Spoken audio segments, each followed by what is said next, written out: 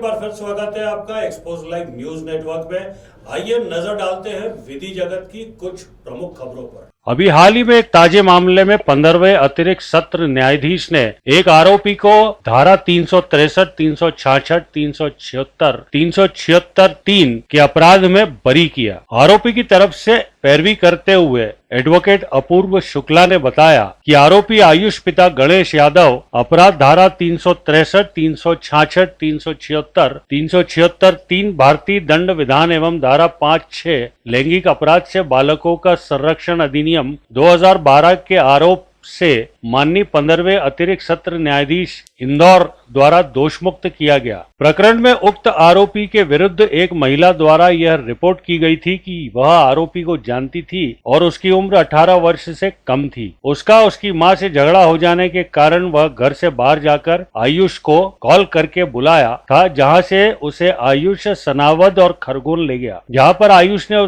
उसकी मर्जी के विरुद्ध शारीरिक संबंध बनाए। आरोपी की ओर से यह तर्क दिया गया था कि महिला पूर्ण रूप से बालिग थी, अपना अच्छा भला बुरा समझने में समर्थ थी। उसने आरोपी को बुलाया और उसकी स्वेच्छा के साथ गई और शारीरिक संबंध स्थापित किए। न्यायालय द्वारा आरोपी अभिभाषक सुश्री अपूर्वा शुक्ला के तर्कों से सहमत होकर यह पाया कि आरोपी के विरुद्ध उक्त धाराओं में कोई प्रकरण नहीं बनता है और उसे बरी कर दिया गया। अभी एक मामले में आपने 376 और पॉस्को जैसे एक्ट में जमानत दिलवाई है, क्या पूरा मसला है इस तरह से?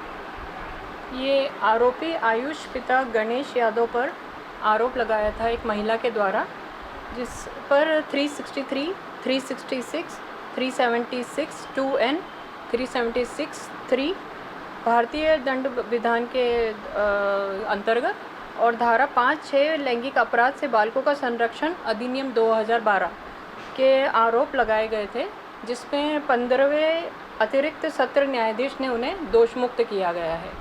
आरोप यह लगाया था पीड़िता ने कि मैं 18 साल से कम उम्र की हूँ और आरोपी आयुष मुझे सनावद खरगोन लेकर गया और उसकी मर्ज़ी के विरुद्ध संबंध बनाए गए। तो हमने ये तर्क दिया था उसमें, क्योंकि जो अप्रूफ दिए थे पुलिस वालों ने उसमें स्कॉलर रजिस्टर बस दिया था और कुछ उसमें ना तो ऑसिफिकेशन टेस्ट हुआ था। ऑसिफिकेशन टेस्ट इसलिए ज़रूरी होता है, बोन टेस्ट के द्वारा ही हमें एग्जैक्टली जो एज है पीड़िता की ये निर्धारित होती है। तो ऐसा कोई टेस्ट पुलिस ने नहीं करवाया, ना ही ऐसा कोई मेडिकल रिपोर्ट था। तो कोर्ट ने हमारे तर्क को माना और आरोपी को दोषमुक्त किया। जी, लेकिन इसमें आरोपी सजा भी काट चुका है जी, और सजा काटने के बाद अब दोषमुक्त किया गया है। अब आगे इसमें क्या कार्रवाई आपकी तरफ से? देखिए, ये कानून प्रक्रिया जो चलती है वो हमें पूरी फॉलो करना पड़ती है, लेकिन यही एक दुख होता है कि जब आरोपी बरी हो जाता है तो उसने जो साल काटे हैं जेल में वो उसकी भरपाई कैसे हो। तो उसके लिए एक प्रावधान है कि हम मानहानि का केस कर सकते हैं। तो जो जजमेंट आया उसके 6 महीने बाद हम मानहानि का केस, अगर जैसा उचित लगे, हम क्लाइंट से भी बात करेंगे और पुलिस के विरुद्ध मानहानि का केस करके हम जो भी कुछ भी कंपनसेशन जो आरोपी को दिलवा सकते हैं। वो 4 साल तो उसके वापस नहीं आ सकते, लेकिन जो भी उसको रिलीफ मिल जाए वो हम पूरी कोशिश करेंगे कि उसको आरोपी को मिले। मैडम, एक चीज़ अभी जो देखने में आती है कि अपराधों में पहले पुरुषों का ज़्यादा इन्वॉल्वमेंट हुआ करता था, आजकल महिलाएं भी कानून समझने लगी हैं। दहेज प्रताड़ना के मैक्सिमम केसेस जो हैं महिलाएं लगा रही है और उसमें से कई केसेस झूठे। उस तरफ आप क्या कहना चाहते? हाँ, देखिए, कानून बनाया है कि महिलाओं का संरक्षण हो, और जो अभी तक हम देखा जाता था कि पुरुष प्रधान देश है हमारा भारत, तो महिलाओं के सपोर्ट में सरकार ने इस इंटेंशन से बनाया था कि उन्हें कुछ भी सुविधा मिले या वो जो प्रताड़ित हो रही है तो उन्हें न्याय मिले।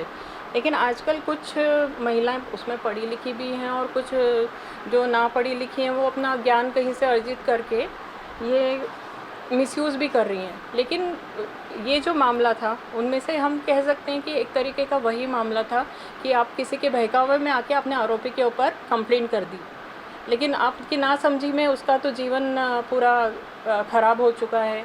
अब आगे देखिए, he is only 25 year old. हमने ये भी तर्क दिया था कोर्ट में कि उसका पूरा करियर स्टेक पे है, तो उसको थोड़ा ध्यान में रख के जो भी माननीय न्यायालय है वैसा निर्णय दे।